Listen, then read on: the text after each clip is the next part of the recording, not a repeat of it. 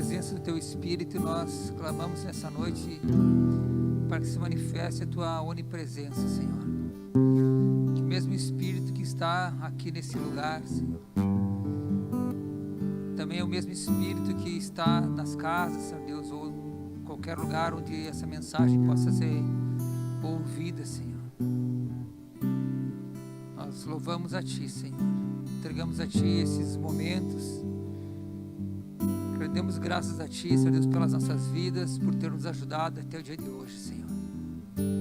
Mas carecemos a direção do Teu Espírito para que nós prossigamos ainda nos dias que nos restam, Senhor Deus, aqui nessa terra, antes do glorioso dia de estarmos na Tua presença, Pai. Precisamos da Tua ajuda, Senhor.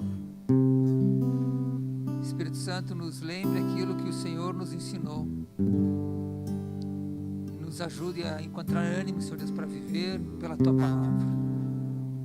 Louvado seja o Teu nome, Senhor Jesus Cristo, pela Tua oferta na cruz do Calvário, pela Tua vida entregue por Ti mesmo, Senhor, para nos trazer salvação. A oferta, Senhor Deus, que Te custou tudo, custou a Tua saúde, custou o Teu entendimento, a Tua leitura daqueles dias, Senhor, a Tua decepção com o ser humano, Senhor. Quando na cruz do Calvário, pregado ali, erguido, Senhor, olhava para todas aquelas pessoas e sabia que estava ali por elas, mas elas não reconheciam isso. Talvez a Tua grande dor tenha sido ali, Senhor, a decepção com o ser humano, de não reconhecer que ali estava o Salvador das suas almas, e escolheram viver conforme o seu próprio querer, negando a voz do Senhor. Mas pela Tua infinita misericórdia, Tu alcançaste, Senhor Deus, todos esses que foram os Teus algozes, todos esses que creram no Teu nome e se arrependeram, Senhor. Muitos dos Teus algozes, Senhor, vendo o Teu sofrimento, vendo o que acontecera, Senhor Deus, com a natureza, quando expiraste, reconheceram que era o Filho de Deus. Eu creio que aqueles, Senhor Deus, que se arrependeram, Senhor, alcançaram misericórdia e alcançaram, desfrutaram da Tua graça. Eu creio que a Tua graça está disponível para todos, Senhor. Talvez o pior dos homens aqui, Senhor, quando ele fita os olhos em Ti, ele é atraído pelo Teu amor. E quando o arrependimento brota no coração dele, ele passa a ter um lugar contigo, Senhor. Por isso, Senhor Deus, que nós não olhamos para os nossos pecados, para as nossas limitações, para os nossos erros, Senhor. Nós queremos olhar, Senhor Deus, para o alvo. Queremos olhar, Senhor Deus, para aquilo que Tu nos chamaste pela soberana vocação, Senhor. E prosseguir aqui nessa vida, nessa terra, Senhor Deus, cumprindo aquilo ao qual Tu tem nos chamado, Senhor, até que chegue o grande dia, Senhor. Muito obrigado pela Tua longanimidade, Senhor. O Teu ânimo que vai se estendendo e nos dando oportunidades dia após dia, Senhor. Queremos que hoje, ao ouvir a Tua palavra, temos mais uma oportunidade, Senhor, de derramarmos o nosso coração diante da Tua palavra, diante de Ti, Senhor. Esquecermos os nossos pecados e procurarmos, Senhor Deus, mudar de vida, Pai. Nos ajuda nesse intento, Senhor. Ajuda todos quantos ouvem essa palavra, Senhor, que ela possa ser algo profundo nos seus corações, Senhor. Muito obrigado, Pai, te entregamos, Senhor Deus, essa noite, esse culto, essa celebração a Ti, que a presença do Teu Espírito seja o que realmente de valor aqui, nessa noite, Pai. Muito obrigado, Senhor. Amém. Graças a Deus. Boa noite a todos. Em virtude da pandemia e das novas determinações, essa noite nós temos um culto online, não temos o culto presencial. É assim que precisa ser feito nessa noite, mas nós cremos que a palavra do Senhor, ela transpassa toda e qualquer barreira. Não existe local onde a palavra do Senhor não possa alcançar, quando o Senhor intenta em levá-la a algum lugar. Então, nessa noite, nós temos o culto somente online, também algumas outras atividades aqui da igreja foram alteradas. A reunião de oração e louvor na sexta-feira não irá acontecer. Também o Integra, que aconteceria no domingo pela manhã, a gente achou prudente transferir para o próximo domingo, se for possível. E o culto do domingo à noite, que normalmente acontece às 19 horas, 19h30 horas, né? Nesse final de semana acontecerá às 18 horas, para que até às 20 horas, que é o horário limite de reunião, a gente consiga já ter encerrado, enfim, consiga também cumprir esses protocolos que nos são colocados, e a gente precisa obedecê-los, sabendo que existe um motivo para isso. Também você que é ofertante na casa do Senhor, tu vai ter na tua tela as formas que você tem para fazer as tuas ofertas, né? E também os seus dízimos, quando você entender o propósito e sabe que, ou crê que aqui nesse lugar a palavra de Deus é anunciada, e a palavra de Deus é uma palavra que salva, uma palavra que cura, uma palavra que liberta, né? E você pode se empenhar também para que a palavra de Deus siga adiante aqui, a partir desse lugar, dessa igreja, né? Também com as suas contribuições, com o teu dízimo e com a tua oferta. Entendemos também que o dízimo é um padrão estabelecido para que a gente faça essa entrega de recursos no lugar onde a gente congrega, por causa da nossa incapacidade de vivermos a plenitude da igreja. A igreja de Atos dos Apóstolos entregavam tudo que tinha e todos desfrutavam daquilo. Quando alguém tinha algo e entregava para que fosse administrado, todos participavam. Aquele que tinha participava, e aquele que não tinha também participava. E quem dera a gente possa chegar um dia nesse estágio de maturidade cristã, onde tudo que a gente tem, a gente não precisa definir percentuais, mas a gente possa compartilhar com todos de tudo que o Senhor tem nos alcançado. Então você pode fazer isso conforme a tua compreensão disso, né, através das ferramentas que são colocadas na tua tela durante esse culto. Amém? Louvado seja o nome do Senhor. Mas vou ler hoje a palavra de Deus no livro do profeta Jonas, no capítulo 1, do verso 1 ao 12. Nós temos essa noite dois personagens que podem nos ensinar alguma coisa, né? Jonas é um deles, e também vamos falar um pouco sobre Caleb. Então, a partir daí, o Senhor há de construir algo na nossa mente, no nosso coração, para que fique clara a mensagem dele nessa noite, né? Jonas capítulo 1 diz assim: veio a palavra do Senhor a Jonas, filho de Amitai, dizendo: dispõe-te e vai para a cidade de Nínive, a grande cidade, e clama contra ela, porque a sua malícia subiu até mim. Jonas se dispôs, mas para fugir da presença do Senhor, para Tarsis. E tendo descido a Jope, achou um navio que ia para Tarsis. Pagou, pois, a sua passagem e embarcou nele para ir com eles para Tarsis, para longe da presença do Senhor.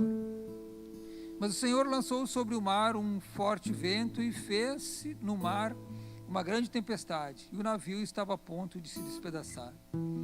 Então os marinheiros, cheios de medo, clamavam cada um ao seu Deus e lançavam ao mar a carga que estava no navio, para o aliviarem do peso dela. Jonas, porém, havia descido ao porão e se deitado, e dormia profundamente. Chegou-se a ele o mestre do navio e lhe disse: que se passa contigo, agarrado no sono? Levanta-te, invoca o teu Deus, talvez assim esse Deus se lembre de nós, para que não pereçamos. E diziam uns aos outros: vindes e lancemos sorte, para que saibamos por causa de quem nos sobreveio esse mal. E lançaram sortes, e a sorte recaiu sobre Jonas. Então lhe disseram: declara-nos agora por causa de quem nos sobreveio esse mal. Que ocupação é a tua, de onde vens, qual a tua terra, e de que povo és tu? E ele lhes respondeu: sou hebreu, e temo ao Senhor, o Deus dos céus, que fez o mar e a terra. Então os homens ficaram possuídos de grande temor e lhe disseram: que é isso que fizeste? Pois sabiam os homens que ele fugia da presença do Senhor, porque lhe havias declarado. Disseram-lhe: que faremos para que o mar se acalme? Porque o mar ia se tornando cada vez mais tempestuoso. Respondeu-lhes Jonas: tomai-me e lançai-me ao mar, e o mar se aquietará, porque eu sei que por minha causa vos sobreveio essa grande tempestade. Profeta Jonas, servo do Senhor, que num determinado momento todo o povo de Israel conseguiu resgatar e reivindicar as terras que havia perdido por causa da palavra de Jonas. Isso está em 2 Reis 14, 25. Um homem que na sua boca estava a palavra de Deus. Então foi enviado pelo Senhor para Nínive, que era a capital da Síria, e lá havia um povo que não professava a mesma fé no Senhor. Era um povo mau e um povo idólatra. Então Jonas tinha os seus motivos pessoais para não atender ao chamado do Senhor, né? Ele sabia que era muito difícil ele chegar numa grande cidade e falar: olha, vocês vão morrer, vocês vão padecer por causa do seu pecado. Mas havia dentro de tudo isso um chamado, uma missão, uma vocação em Jonas. Ele era um profeta do Senhor. O Senhor havia colocado dentro dele um fogo que ardia, e ele sabia que precisava exercer aquilo que o Senhor havia colocado dentro dele, porque Deus intentava salvar aquela cidade através da vida de Jonas. Então essa é uma das reflexões que a gente pode ter nessa noite, né? Basear o rumo da nossa vida, a nossa jornada, nas nossas convicções, nos nossos argumentos, ou procurar entender a vocação que há em mim para que eu viva a partir dela. A vocação é um projeto, um caminho para a própria vida. E esse texto nos mostra que Deus tem um interesse no rumo da história de todas as pessoas, assim como foi com Jonas, né? Deus intenta mostrar a nós, a partir dessa palavra, que há uma vocação em nós e que a gente precisa descobri-la e também viver por ela, e que essa vocação muitas vezes é diferente daquilo que a gente tem por racional, daquilo que nós oferimos o nosso próprio juízo. Às vezes nós desconhecemos aquilo que está em nós e procuramos medir a partir de outras réguas a nossa jornada, e é um grande problema nisso. A vocação ela é algo que tem a ver com o projeto das nossas vidas, as nossas realizações e as nossas conquistas. Nós precisamos de um norte para andarmos, para sabermos onde vamos chegar, e a nossa vocação pode nos dirigir, pode nos dar esse norte, né? A gente precisa saber quem a gente é, e a gente precisa caminhar nessa jornada. Vamos caminhar sabendo quem somos. Então a palavra que veio a Jonas, e o Senhor lhe disse, né? Dispõe-te. Por quê? Porque a vida pede atitudes, né? Jonas precisava não somente entender como ele entendia a sua situação, entendia o chamado, ele não esqueceu da vocação que ele tinha. Quando eles questionaram, ele sabia que era por causa dele que aquilo estava acontecendo, mas havia uma falta de disposição para viver essa vida. Não havia atitude. Conhecer e não agir conforme o que se conhece não resulta em nada. Conhecer as Escrituras, mas não viver por elas, não resulta em nada nas nossas vidas. A vida exige que tomemos atitudes a partir daquilo que o Senhor colocou dentro de nós, como foi com o profeta Jonas, né? Então Deus tinha uma missão de salvação daquela cidade, e essa missão de Deus, ou esse desígnio dessa missão que foi designada para Jonas, né? Esse projeto de salvação de Deus passava especificamente pela vida de Jonas. Então por um momento o Senhor recuou naquele período de salvação da cidade e foi tratar somente de Jonas. Jonas era uma ferramenta importante que Deus queria usar, e Deus sabia que podia contar com Jonas, porque Jonas carregava aquilo que Deus tinha colocado dentro dele mesmo, que era o espírito do profeta. Deus para por um tempo na sua missão de salvação, ou no seu intento de salvação da cidade, para tratar especificamente de Jonas. Então nós podemos entender também que quando nós estamos fora do nosso propósito, nós atrasamos a obra de Deus. Talvez pessoas possam até vir a padecer por nossa causa, por não termos nos dispostos a viver o projeto que Deus tem para as nossas vidas. A vida pede atitudes. Deus queria valorizar a vida de Jonas, levando ele, o ministério dele, levando ele a salvar aquelas mais de 120.000 pessoas que se encontravam naquela cidade. Mas Jonas atrapalhava a obra de Deus, e naquele momento ele decidiu então se esconder do Senhor, como se isso fosse possível, assim como Adão no seu pecado tentou se esconder do Senhor. E Jonas desceu para o porão do navio. Talvez essa palavra porão, ela possa ter um outro simbolismo muito forte daquilo que acontecia na mente de Jonas. Na nossa mente, né, existe um local da lucidez, um local onde nós conseguimos exercer juízo das coisas, é o nosso ego, né? E esse local é um local onde nós estamos acordados, nós estamos atentos, nós temos as percepções das coisas. Mas existe um outro local também, onde o nosso, talvez por uma defesa do nosso próprio organismo, o nosso cérebro esconde algumas coisas, né, que quando nos lembramos nos faz mal. É como se fosse o porão da nossa mente, né?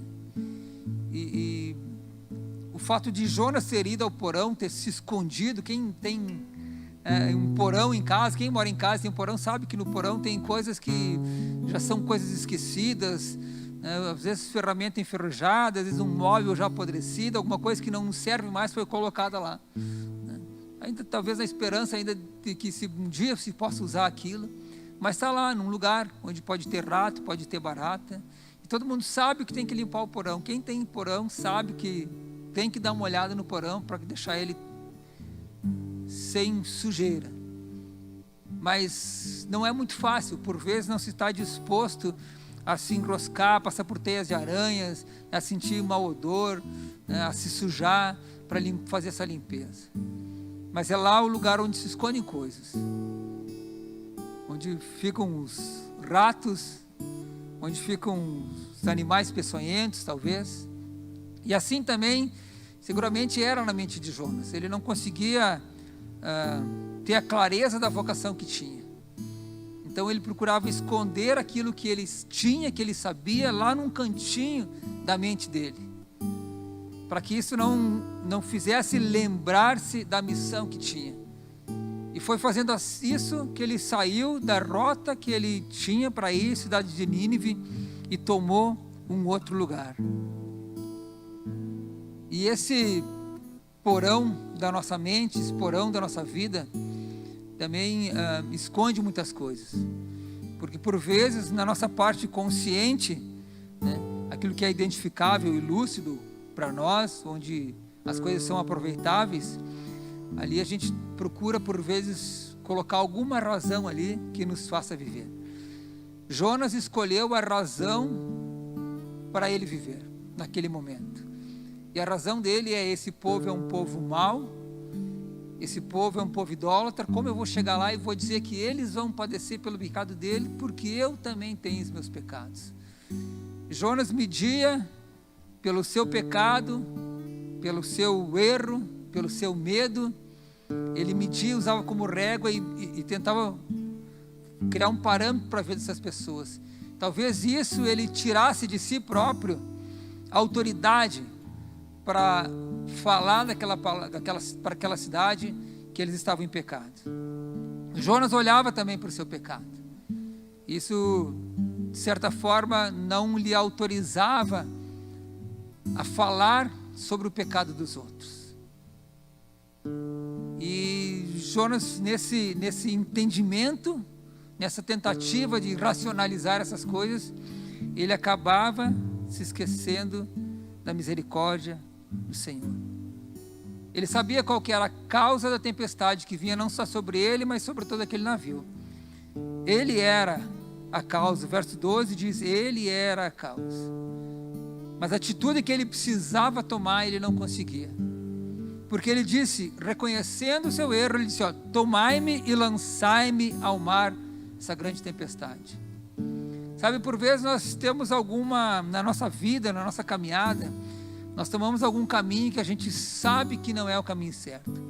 Alguma atitude, enfim, algum envolvimento que possamos ter. E o Espírito nos mostra que não é isso que nós devemos fazer. Mas a gente não consegue mudar. Por vezes é difícil sair daquele caminho. Às vezes se cria uma certa facilidade, um conforto, alguma suposta alegria naquele caminho, né? Talvez algum alívio, talvez ali a gente se sinta escondido. E por vezes a gente não consegue sair dali. Assim que aconteceu com Jonas. E Jonas disse: lançai-me ao mar. Ele podia ele mesmo ter se lançado ao mar, mas lhe faltava coragem para fazer isso. Precisou que alguém tomasse uma atitude por ele, ou que alguém lhe mostrasse que a atitude certa deveria ser tomada. Na nossa vida também, às vezes, nós precisamos de alguém que venha e tire o nosso chão, quando nós estamos na nossa razão, quando nós estamos com um olhar natural para as coisas, quando a nossa ponderação ela tem alguns critérios que nós mesmos elencamos. Nós precisamos que venha alguém e tire, puxe o nosso tapete, tire o nosso chão, nos lance no mar. Mas acontece que o nosso ego, aquele lugar onde ficam as coisas racionalizáveis na nossa mente, não nos permite que a gente deixe que alguém nos mostre o nosso erro.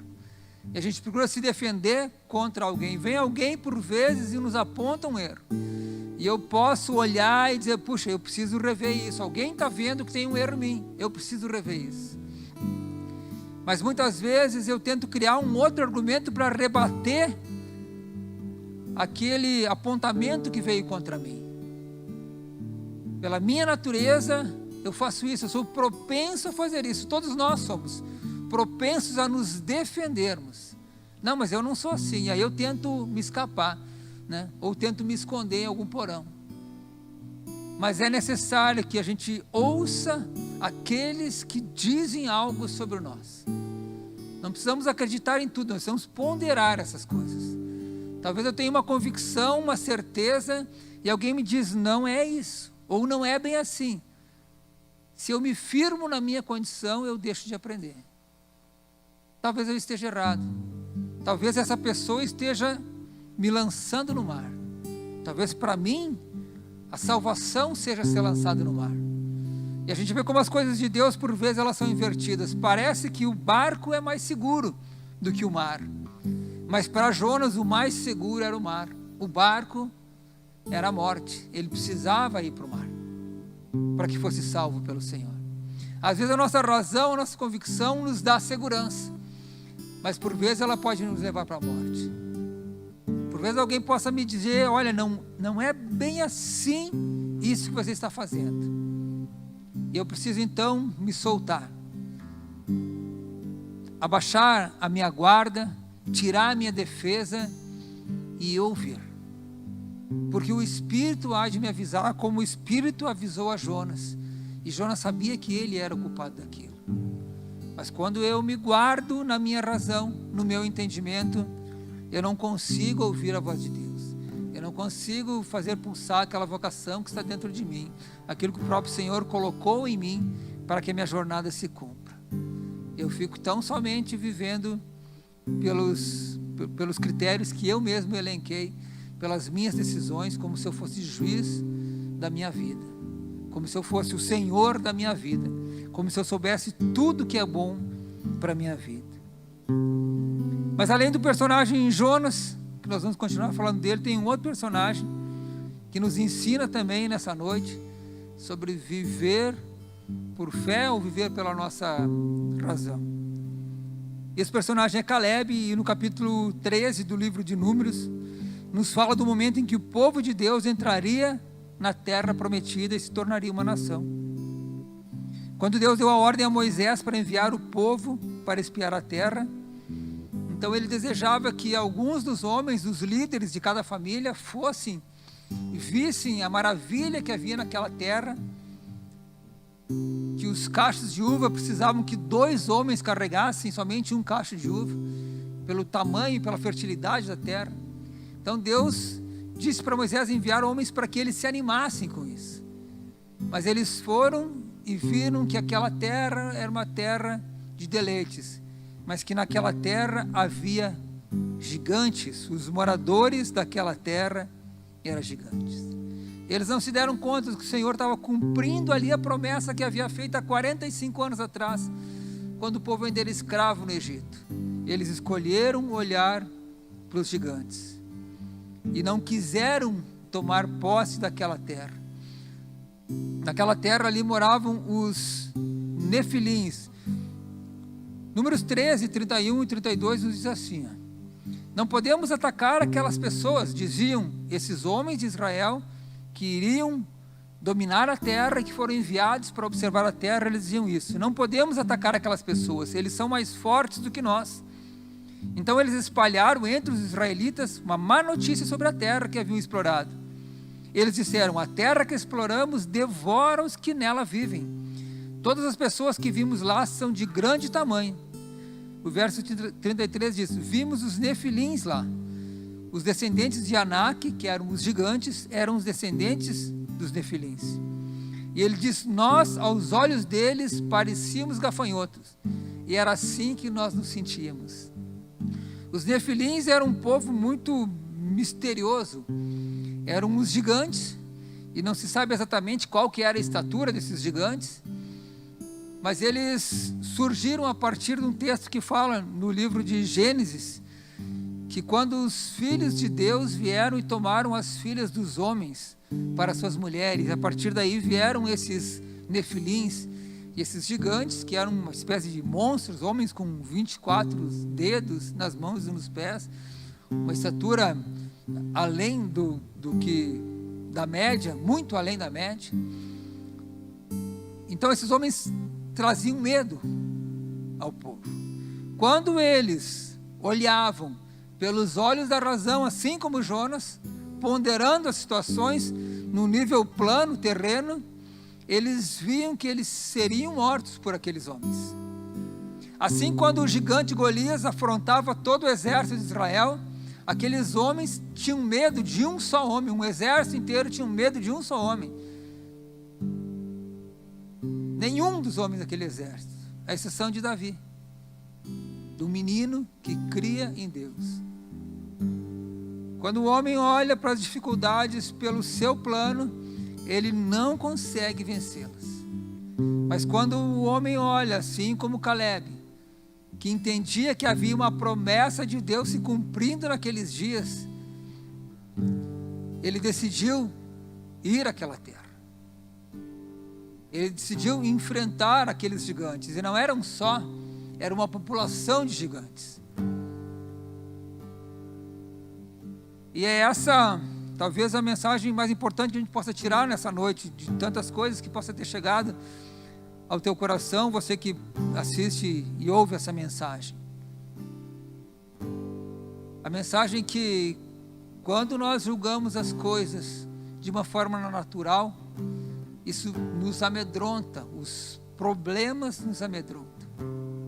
Mas quando nós passamos a olhar a partir dos olhos da promessa do Senhor, a partir da vocação daquilo que o Senhor colocou em nós para que a gente viva, e que a gente alcance, e que a gente prospere, essas coisas se tornam mais fáceis. Aquele desponte que Deus disse para Jonas, ele estava presente na vida de Caleb. Foram 12 homens, somente Caleb e Josué viram as maravilhas da terra. Os outros 10 olharam com um olhar de medo e na sua condição natural não conseguiam. O próprio Deus disse em Números 14:30 que nenhum desses homens entraram na terra prometida, à exceção de Caleb e de Josué. Nenhum deles alcançaram a terra porque olharam a impossibilidade de vencer. Nos nossos dias nós temos muitos gigantes, temos muitos nefilins nos nossos intentos, tantas coisas que Jonas precisou padecer 3 dias no ventre da morte, segundo as suas próprias palavras. 3 dias, até que ele se desse conta e se lembrasse de clamar ao Senhor. Não precisa ser assim conosco. Nós não precisamos ficar 3 dias no ventre da morte, sofrendo conforme ele sofria. Talvez alguém falava desse texto e fazia uma conjectura. Imagine como que Jonas estava. Quando ele estava no ventre daquele grande peixe, aquele suco gástrico do animal, um animal marinho que devora muitas coisas, deve ter um suco gástrico forte para fazer com que a sua digestão funcione. Isso tudo passando por Jonas. Talvez tivesse queimado a sua pele, talvez tivesse caído seu cabelo, e agora ele precisava voltar no mesmo lugar. Antes talvez com uma aparência melhor, mas agora não, ele precisa cumprir a missão dele com uma aparência pior, talvez com dor, talvez ferido, talvez com a pele toda machucada, talvez faltando alguma unha, talvez uma situação de saúde mais debilitada do que estava anteriormente. Mas a obra de Deus, a palavra de Deus se cumpriu. A diferença que nós temos aqui entre esses dois personagens, Jonas e Caleb: Jonas precisou padecer para cumprir a missão que lhe era proposta. Caleb,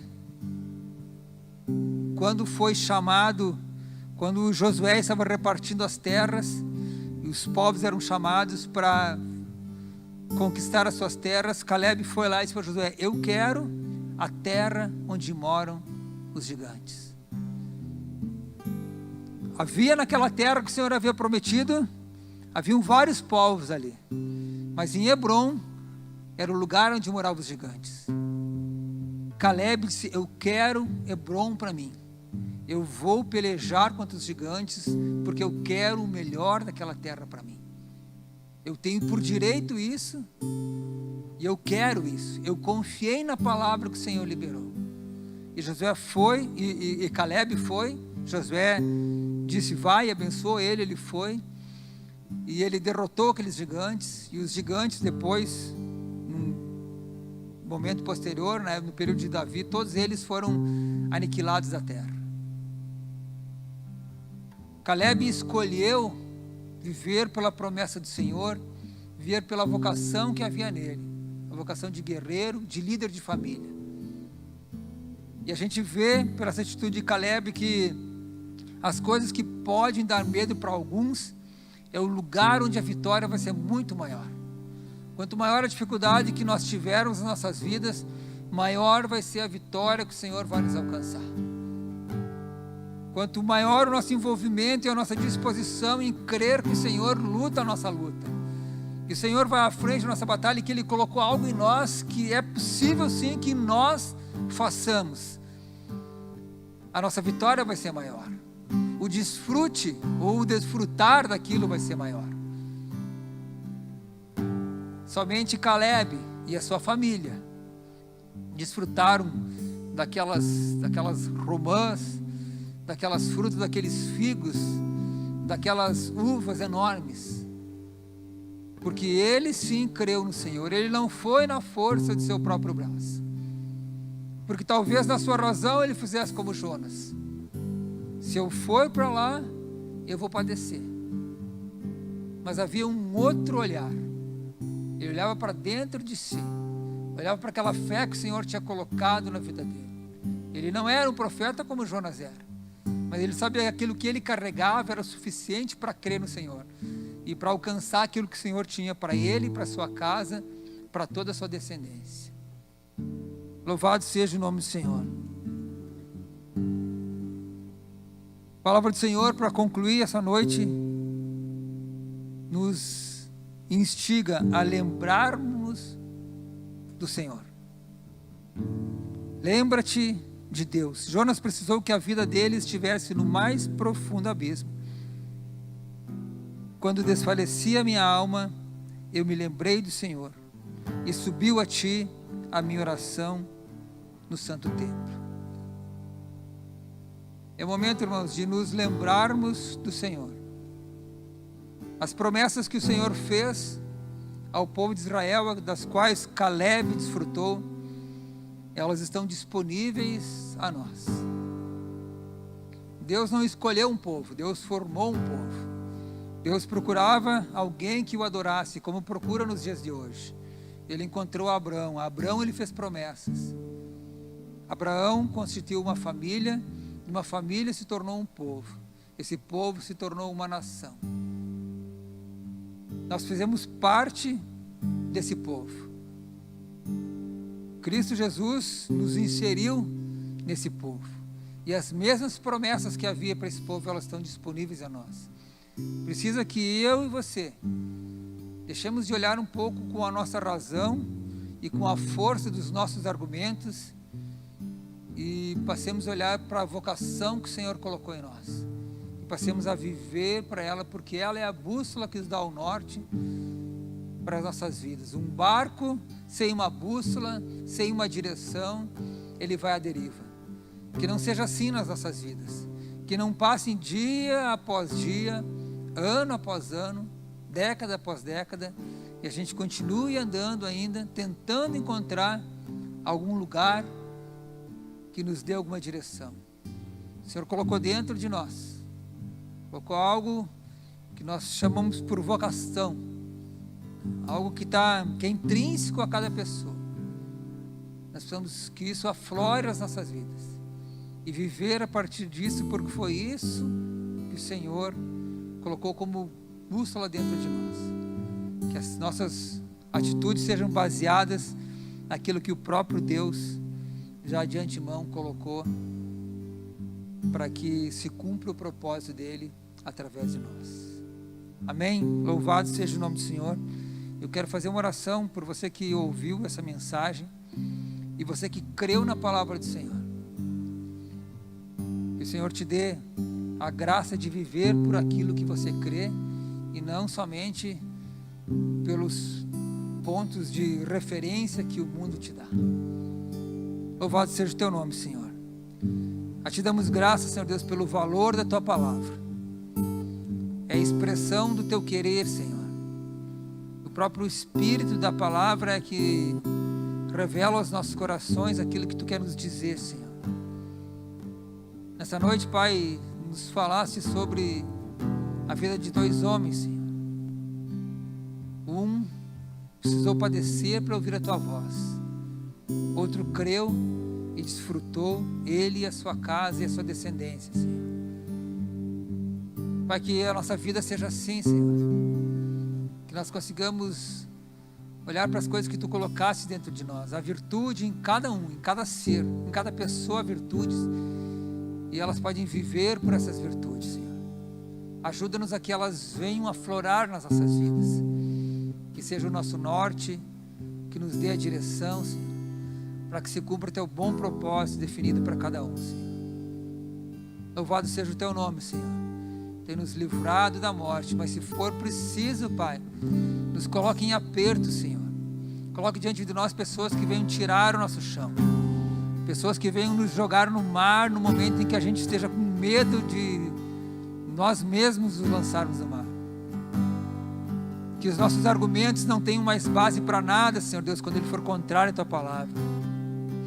Que a nossa mente, a nossa imaginação, Senhor Deus, não dê fruto algum, Senhor Deus, quando for contrário à tua palavra. Não nos impulsione a atitude nenhuma, Senhor, se não for pela tua palavra, Senhor Deus. Ajuda-nos, Senhor Deus, a termos humildade, Pai, e entendermos o que as pessoas nos dizem sobre nós, Senhor. Nos ajuda a ponderarmos, Senhor Deus, a partir de uma outra ótica, coisas que talvez o nosso ego não nos deixe ver, Senhor. Ajuda-nos a crescer em ti. Tua palavra diz que devemos ter grande gozo, Senhor Deus, quando nos virmos diante de tentações, Senhor. Porque a vitória da tentação, Senhor Deus, produz em nós uma grande alegria, Senhor. E um grande livramento também, Senhor, nós cremos, Pai. Então que as adversidades que vêm até nós, Senhor Deus, sejam assim como foi para Caleb, Senhor Deus. Motivo que saber que temos em ti a força para vencê-las, Pai. E vencendo-as, Senhor Deus, desfrutaremos da maravilha que é, Senhor Deus, de ultrapassarmos os nossos medos, Senhor Deus, nossos receios, Senhor Deus, e as nossas dificuldades, por crermos no teu nome. Tu és a nossa rocha de salvação, Senhor Deus. Tu és o nosso refúgio na hora do medo, Senhor. Tu és a nossa esperança, a nossa alegria, Senhor. Nós confiamos em ti, não há outro em quem possamos confiar, Senhor. Confiamos em ti, confiamos no teu Espírito. Confiamos que há em nós algo que veio de ti, Senhor, e que nós podemos viver por isso também, Senhor. que a nossa vida pode ser conduzida, Senhor Deus, pelos Teus propósitos. Ajuda-nos tão somente, Senhor. Ajuda-nos, Senhor. Se for necessário nos deixar 3 dias no ventre da morte, Pai. Mas se antes disso ainda, Senhor Deus, Tu, pelo Teu bom desejo do Teu coração para as nossas vidas, Pai, como tudo em Ti é bom, Senhor, em tentar nos livrar disso e fazer com que os nossos olhos espirituais vejam e se disponham em vencer, Senhor. Nós podemos passar e vencer esses 3 dias que Jonas não conseguiu vencer, mas que Caleb conseguiu, Senhor. Que pela fé, Senhor Deus, se pulem etapas na nossa vida, Senhor. Aquelas etapas que fariam com que o Teu propósito se travasse, Senhor. Conforme foi com Jonas, Pai, que travou o Teu propósito, então Tu parou, Senhor Deus, com a salvação da cidade, e foi com a salvação primeiro de Jonas, tratar a vida dele para que então a cidade fosse salva através dele. Nós não queremos ser atrapalhadores dos Teus propósitos, Senhor. Nós queremos viver por eles, nós queremos ser Teus cooperadores, Senhor. Cooperadores do Teu reino, Senhor. Esse é o desejo do meu coração e é o desejo de muitos, eu sei, Senhor. Queremos viver por Ti, Senhor. Pela fé que está no nome do nosso Salvador Jesus Cristo. Aquele que deu a vida para que tenhamos a vida eterna. Muito obrigado, Senhor, por essa noite, Senhor. Que a Tua palavra seja uma flecha profunda em cada coração, Senhor Deus. De cada um que ouve essa mensagem. E que se disponha a viver por elas. Muito obrigado, Pai. Graças a Deus. Amém. Obrigado pela compreensão desse nosso novo formato de culto.